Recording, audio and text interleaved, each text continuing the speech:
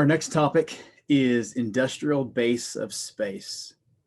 Miss Casey Anglada DeRaad is the CEO of NewSpace New Mexico. She is an energetic builder of partnerships and growth strategies to help all stakeholders succeed. She has over 30 years of leadership experience in space technology, business development, investment leveraging, technology engagement transfer, strategic planning, work. There's a long list of things she's very good at. Casey is a 10th generation New Mexican who has promoted opportunities for New Mexico students and industries for her entire career. Thank you so much for joining us today. Hi, everyone. And I want to just thank Michael for with LiftPort for inviting me, and great to see Matt and Bill from the Space Force Association. Happy to provide you all a little bit of information with what we've been going through with the state of the space industrial base. I thought I would start first with giving a little information on NewSpace New Mexico, which has been hosting a lot of the efforts with the state of the space industrial base. And so I thought I would share some slides, if you all don't mind. I think I am able to, right? So I hope you all are having fun. There's lots of exciting topics. I can't believe you guys are doing this every month. You must be crazy. I've been doing some webinars. We're on our 5th webinar. I'll talk about it a little bit. But we're on the 5th week of doing one a week, and I'm kind of tired from it. So I'm just amazed at you all. Okay, so just a little bit about NewSpace New Mexico. I know you heard my bio, but I had a long career with the Air Force. In the latter part of it, working, I worked on space systems with the Air Force and NASA.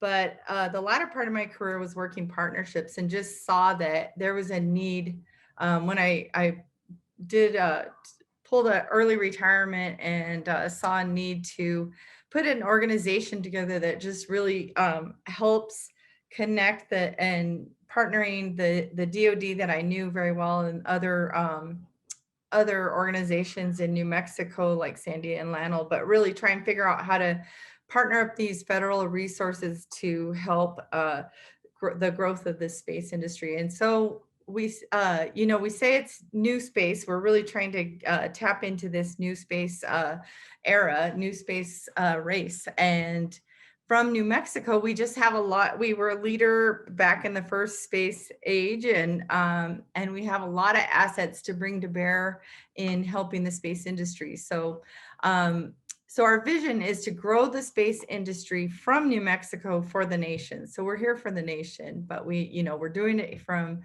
New Mexico, the place that we love. And so our mission, though, is to accelerate the pace of innovation by providing our partners with direct and faster access to the right connections, resources, and customers. So being that universal voice to unite and ignite. And so a lot of what I'm going to talk to you about today is part of doing that, is uniting the right thought leaders to discuss some very important areas. Before we go on, we do have, we've been establishing our NewSpace Alliance, and all of you, I have our website is newspacenm.org if you want to go look. The membership doesn't cost, but we're trying to, the buy-in is that you provide a little information about your company, your space company, and your space organization. Right now it's an organizational membership, but we're about to move it to have individual levels too. So the NewSpace Alliance, though, is aligned to advocate, collaborate, and communicate strategically with industry, government, and academia. And so we're using it to share information, sort of that universal voice to unite and ignite, legislative advocacy, and collaboration and networking. Another main effort that we have going on with NewSpace New Mexico is we're establishing an innovation and commercialization hub to facilitate collaboration with industry, government, and academic partners. And so there's a number of efforts we're doing with that, with the stakeholders, trying to connect resources, set up collaborative workspace programs, maybe some kind of a demonstration program for companies to be able to demonstrate their technologies, and then do some space workforce development. But So that was just a little bit about NewSpace New Mexico and what we're about. But I am here to tell you about what's been going on with the state of the space industrial base. So back in April, May, when we were planning this in March to actually, let me go back. So in 2019, a few folks got together to assess where we are with the state of the space industrial base. And that workshop was March of 2019. And what it mainly did was just sort of document the challenges for the space industrial base. And so last year we thought, okay, that talked about the challenges, but where do we start putting some recommendations for solutions? So we were planning to do it live. As we all know, we got everything shut down. And so NewSpace New Mexico ended up partnering with the U.S. Space Force and Defense Innovation Unit and the Air Force Research Lab. And so they were key partners, but we wanted to host this workshop. And so we were one of the first virtual workshops, which I have to tell you was quite scary for myself, having our NewSpace New Mexico name in front of, like, hopefully, it's going to work. We had actual parallel sessions, which now, most of these organizations, like you guys are, that's no big deal. But when I finally made it through the first day, it was when I could finally sleep after 2 weeks of worrying how it was going to go off. But it was really good. And I think a lot of the leaders saw that this, using some form of the virtual and live hybrid is a good way to go from now on.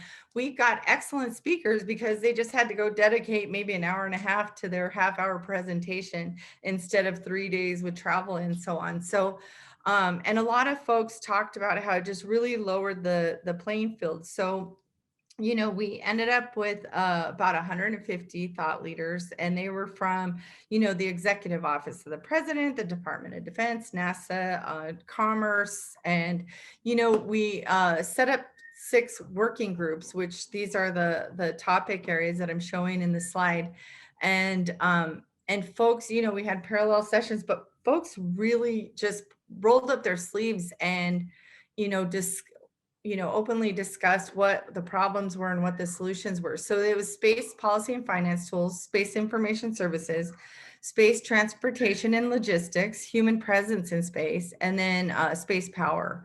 And then space manufacturing and resource extraction. So for me, my background had been in working as far as space and electronic systems for, satellites. So it was really great to just hear, especially the space policy and finance tools. I mean, it was just an unknown universe for myself to be learning about, the problems and issues and how commerce needs to come forward and so on. And also just the space manufacturing and resource extraction. That was really cool to see, like, space is going to be a big resource. We need to be thinking forward. So anyways, basically what came out of it were, for the government, there was some industry recommendations as well, but what came out of it from these 6 areas, that they analyzed the current state, the challenges, and the inflection points. And they came up with these 6 recommendations that I'll go through kind of quick. So that we promulgate a whole of government North Star top level vision and strategy for space industrial development. So this is, if we want to keep our technological dominance, we have to be a leader in the state of the art space technologies like robotics, resource extraction, small satellites, hybrid architectures. And the national defense needs to pay attention to this relentless pace of innovation and remove barriers. A lot of talk, we had a lot of talk about, we need to be able to set up these public-private partnerships, and the government has to be a more stable customer. It needs to communicate clear value functions. So, example, it was in 3 years, we need ABC, and we're gonna have this kind of funding for it. And this helps the commercial companies and the private funders to be able to plan and deliver. DoD develops plan to protect and support and leverage commerce in space. So there's a lot of discussion in how the U.S. economic growth has to happen. When you look at like the American Industrial Revolution, that was greatly enabled by the Transcontinental Railroad.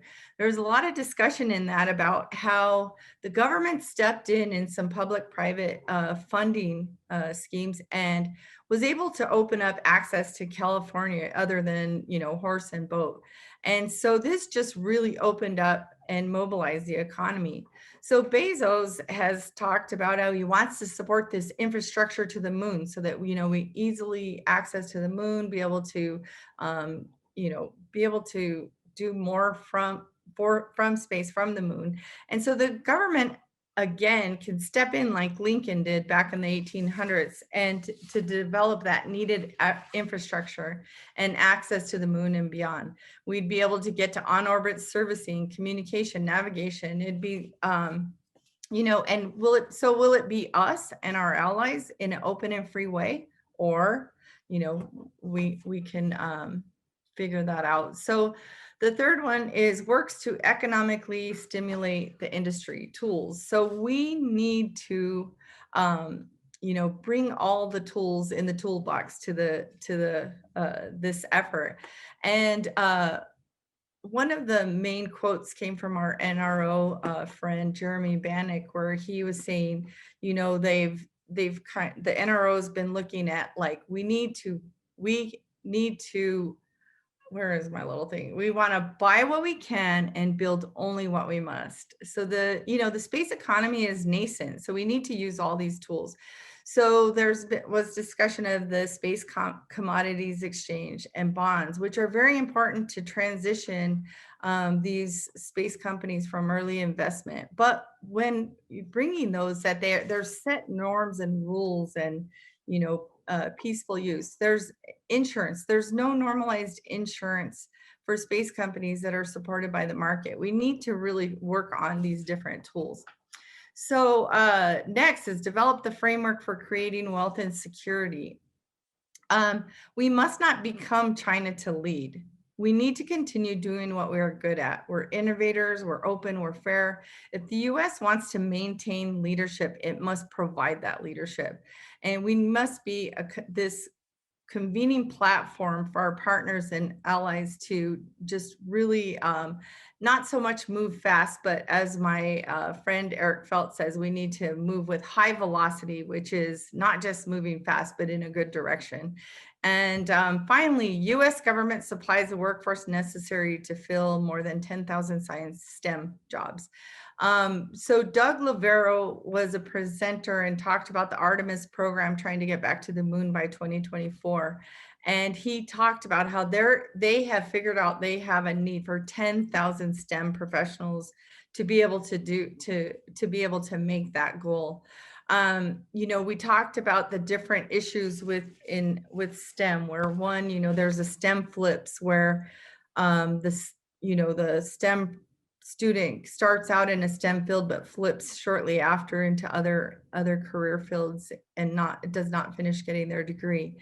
There's not enough not enough diversity entering the STEM fields in the first place. So we need to, there's a lack of inspiration in the K through 12. And then a good percentage of teachers are not certified to teach math, science, physics. So there are a number of programs that they talked about where, possible internships, apprenticeships, was brought up to do something like a STEM ROTC, where, the military pays for the education of the person and then they go on to work in the military. We could do something similar where we pay for that STEM professional schooling and then have a good professional career path for them as soon as they graduate. As far as inspiration, space is exciting. The Launch America, I think, was watched by so many million people. Let's use this time to try to inspire our K through 12. And then finally, for the teachers is to maybe do some kind of certification. We're hoping to try some kind of a pilot program here where the engineering school gives a certification to some of the math and science teachers, but then also it comes with some added pay. So we're looking at some things like that. Finally, the U.S. Space Force works closely with space industry entrepreneurs. The end state is we want to get to a robust commercial space entrepreneurial culture. And it greatly depends on these public-private partnerships. And again, the government being a good customer and being able to send the right demand signals. So many of the above recommendations made in that workshop report came from the Space Policies and Finance Working Group. So after the workshop and the publication of the report from that workshop, Bruce Kahan and Mir Sadat continued to research and document the space policies and challenges. And they recently released the space policies for the new space age, competing on the final frontier. And so NewSpace New Mexico had partnered with them to release that important report, and also to host 5 webinars that breaks the report down. And so so next I wanted to tell you about these webinars. They've been really, really great. We've had some great participation in them. And so the first one is the great game of economics afoot in space. So this framed our current circumstances in a historical concept as the great game between the competing systems. The second was positioning U.S. companies to compete in the economic great game of space. And this one discussed how to position U.S. companies to best compete in the great game in order to gain and maintain a comparative advantage. So finally, educating and retraining human talent to compete in the economic great game of space. And this one, Michael joined us. We had a great webinar, and that covered the first of 2 critical capabilities to enable space success in space, and that's educating and training human talent. And then finally, last week, we've been having them every Thursday. So last week was innovation is a critical capability in the great power competition. So this covered the second of 2 critical capabilities to enable success in space, and that was innovation. And so this week, you all can join us if you want to go newspacenm.org. If you go to the State of the Space Industrial Base tab, that page has the registration links for our final webinar this week, but it also has the information for the State of the Space Industrial Base and report that I had spoken about earlier. But so this week is pragmatic space engagements with China for United States, its allies and other partners. And so that's this Thursday, 1 to 3 p.m. Eastern time. And again, if you go to our website, you could find the registration link. So we hope you could join us on that. For NewSpace New Mexico, our next steps with regard to the state of the space is we want to, one, support the key recommendation that came out of the State of the Space Industrial Base 2020, as well as the Space Policies Report, and that's that North Star Space Vision for Long-Term Leadership, all of government and industry strategy for the development of the STEM workforce. So we will be working, there we go. We will be working on some of this STEM workforce initiatives. We also are planning to partner with the Space Force Defense Innovation Unit and Air Force Research Lab again to do the State of the Space Industrial Base 2021. We're looking at what are the next steps to really, where are we with these recommendations? Have we made any progress in the last year? And then where are some specific steps to engage the legislative, executive, industrial folks to be able to really start working on these recommendations. And then NewSpace New Mexico is also working on some of our, to push some of these DoD industry partnerships. And then of course we want to continue the dialogue. So again, NewSpace New Mexico is here to ignite these visions from New Mexico for the nation. And that's all I have. Here's our website. There's our founding sponsors. And I think I'll stop sharing and see. So I know that we could talk about other areas, but I kind of wanted, Michael wanted to give me, wanted me to give sort of a feel for what all's been going on in the last year to really figure out how to help our space industrial base. So that's what I have. Back to you, Michael. Thank you. No. Stick with us. Stick with us. In case anybody didn't see, I posted, Casey, I posted the 2 reports. Okay. Earlier today, I posted, or I had our team post the report from Rob Adams. So both those things will be on the website in a matter of minutes. The space futures document, the industrial base one, and then the most recent one from Mir and Bruce. They'll all be on our website, and I've posted them in the chat here. They're terrific reports. I confess I am biased because I have been a part of them, all 3 of those kind of being crafted. So, admitting my own bias here, but really, the event that you hosted last May, Casey, hats off to you. It's one of the inspirations for why we're doing this here now, right? I wanted to drive to Albuquerque and have the damn meeting. I didn't want to do it digitally. I almost told Dr. Mosier, the chief scientist of U.S. Space Force, I almost told him no, because I didn't want to just be glued to my computer for 3 days straight. So, so I'm super glad I went because it was great. It was kind of fun because I think the year before they had done 2 full days, and we were saying there's no reason to do 2 full days. Let's do them shorter days, because who wants to sit in front of their computer? So we ended up sort of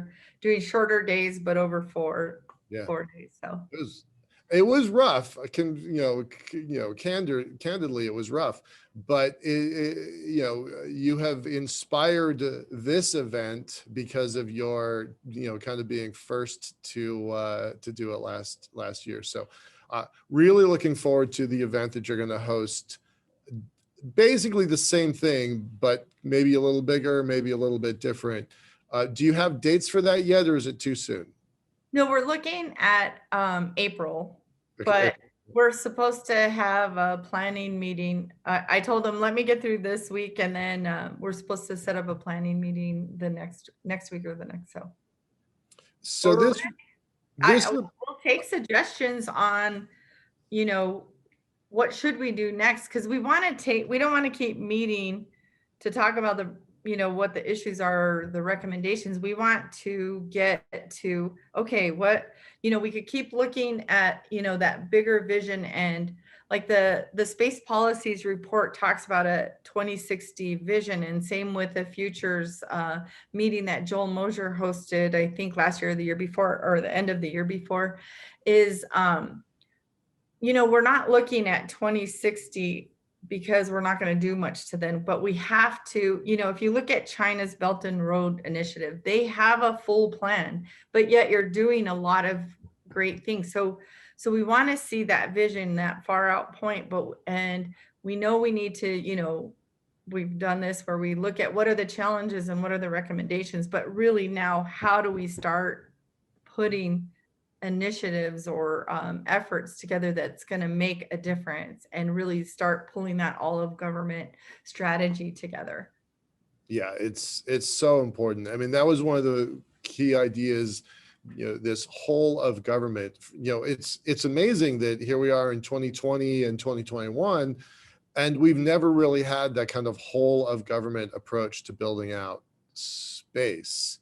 We just kind of take it for granted that there is an industrial base, but when it was threatened by COVID, all of a sudden we saw just how shaky that industrial base is, and how many partners are necessary to keep that thing that we all depend on, to keep that thing going. So hats off to you for leading that charge. Also whole of government. I mean, like I said, I came out of DoD, so that was my world. And what I thought was really cool is, we had worked with NASA quite a bit, but just to have like Department of Commerce leaders and, FAA and just different groups coming in and talking about it from their perspective. So we want that whole of government, but we also need these strategies to transcend the administration changes.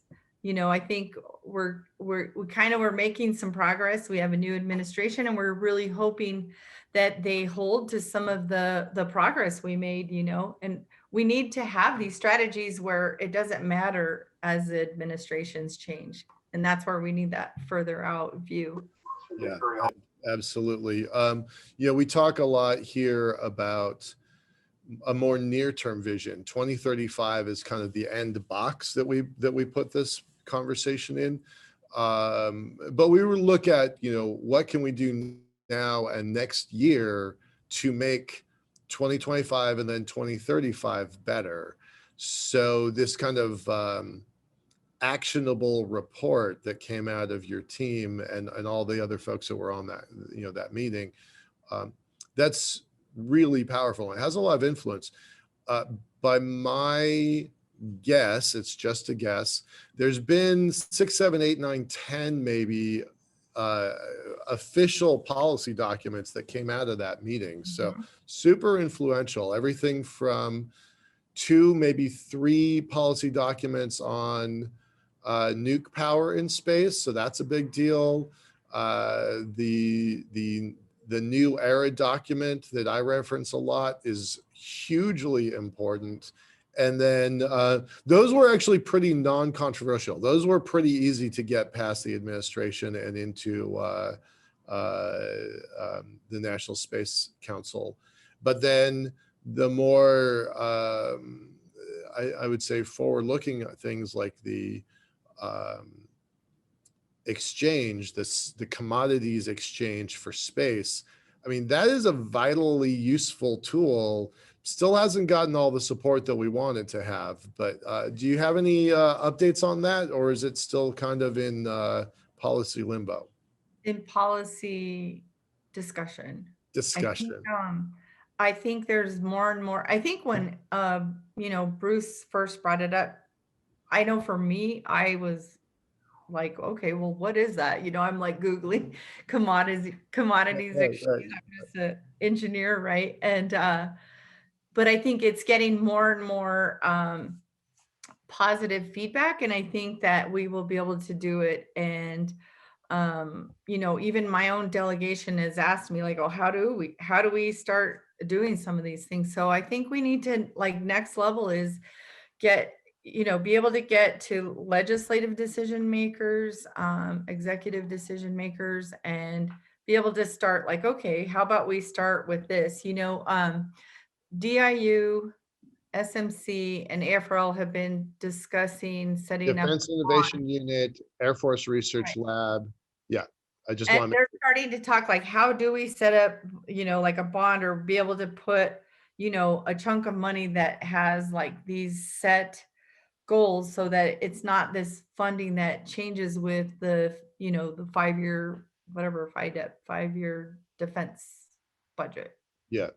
Yeah, I mean, that's one of the things I'm responding to Inara in the chat. We talked about how do we make this budget bulletproof.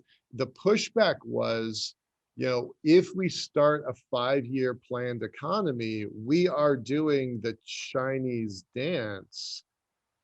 And that's actually not how the United States typically works. So we have to create market incentives and market controls to incentivize the kinds of behaviors that we want. We can't do a command and control structure. So right.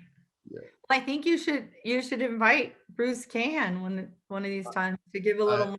Like I said, I'm just barely starting to understand it and how we would do it, but definitely would want my buddy Bruce. Yeah, absolutely. We got to move on to the next speaker, but I've asked Mir, and Bruce was a part of one of our events really early on, the precursor of this back in September. So Great Well, to you have guys them. are doing a great job. Thank you for the invite and thank you for being able to participate. And also we were just really honored to be able to do this with the Space Force and Defense Innovation Unit and Air Force Research Lab. So it's been fun.